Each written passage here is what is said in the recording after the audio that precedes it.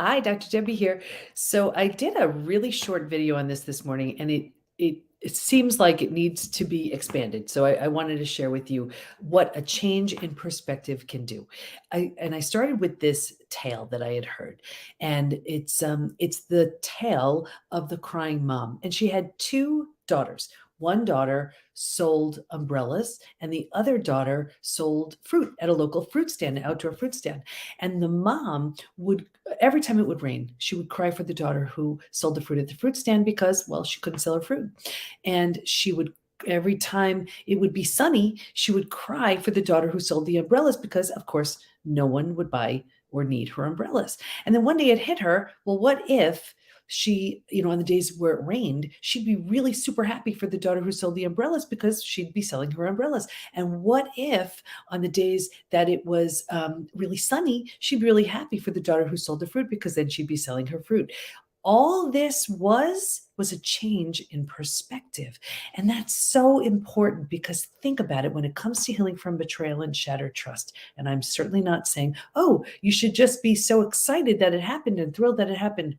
That's not what I'm saying. But there comes a time out of the 5 stages from betrayal to breakthrough where a shift in perspective accelerates your healing. And we see this so often, especially when it comes to stages 3, leaving stage 3 and entering into stage 4. And by the way, stage 3 is the most common stage to get stuck in. And that's where, if we're not careful, not only do we stay stuck in there for a while, we can stay stuck there for life. So one of the things that happens is there are so many different processes that we use within the PBT Institute, but one is this process called a coherent narrative.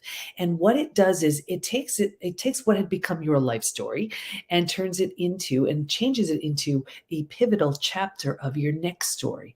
And it needs to be done at a certain time, because if you do it too early, it just backfires. It just doesn't work because you're not ready for it. Like, think about it. Early on in your betrayal, if someone said, "Oh, isn't this the greatest thing that ever happened?" Or what's the benefit of this? You look at them like they were crazy. Benefit? You could barely get out of bed. But later on, if you were to consider the same question, maybe you'd realize, wow, you know what? I never would have gotten out of that toxic relationship if it didn't crash and burn. I never would have realized how lovable, worthy, deserving I was if everything didn't come to a screeching halt. Something like that. We don't take the time to look at these things until and unless we have to.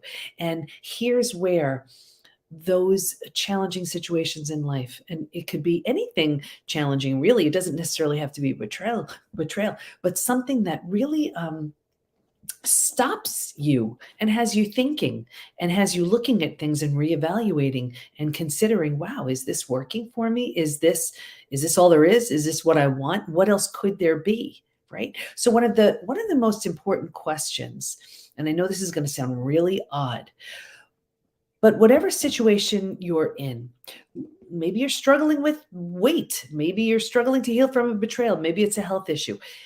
Consider this question: what benefit am I receiving from this experience? Now, I know some of you you heard that and you were like, benefit? She's crazy. Well, maybe a little, but no. There's a benefit. And here's an example. And this is my 30th year in business, and I've been working in health forever. And I remember years ago when I was helping a lot of people with weight loss, and I would ask that question, and they would say, well, of course I want to get the weight off. But you know what? Not always, because think about it. That weight could be providing a certain amount of protection.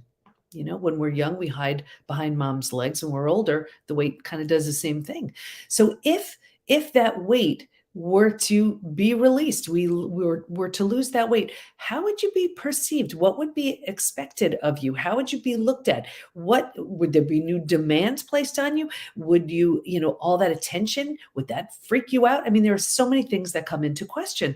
And I'll never forget, this happened so many times. I'd be working with someone and they would say, well, of course I want to lose the weight. But then I would say, okay, well, tell me about your relationship. And they would say, it's okay. And then I would say, okay, well, tell me about what happens when you lose the weight, 20, 30 pounds, whatever. And then, I get the deer in the headlights look and I'd say, well, what just happened? What was that? Oh, and say, well, what's going on? And they would realize, well, when I lose the weight, my partner is threatened, jealous, and insecure. So what they do is they sabotage their weight loss so they don't rock the boat. This happens all the time. So outwardly, it may not seem like there's a benefit to it, but you know what? There may be. And now I'm going to bring up health, and I'm not saying that you have this illness, symptom, condition, disease purely because of a belief, but I have seen this. So just consider this. Even something like an illness, are you getting a lot of sympathy or attention that maybe you wouldn't get if you didn't have that need? What's going on there, right? And here's the other thing I see. We never want to be without an identity. And if you've identified yourself as, well, I have this, I am this, well, who would you be without it? If we don't know, it doesn't matter how great and wonderful the outcome may be. If we don't have an idea of an identity, our identity in that space, we're not comfortable reaching for it. So I know this was different kind of thing here because we're talking about perspective, but it's so true. And I've seen this in my 30 years of business. I have seen this so often where that shift in perspective allows that opening to consider something that you may not have been willing to consider earlier on. But what would a perspective shift do for you? Would it change how you look at your current relationships? Would it change how you look at your current level of finances? Would it change how you look at your current level of health? What would be something where that shift in perspective may really serve to move you, whether it is in any of the 5 stages from betrayal to breakthrough, move you forward just a little bit, or in any other area of your life? Every single thing we do only moves us one of 2 ways. It moves us further or closer to the body, health, lifestyle we want. So would a change in perspective, even the slightest bit of a shift, move you even just 1 degree closer to what you want?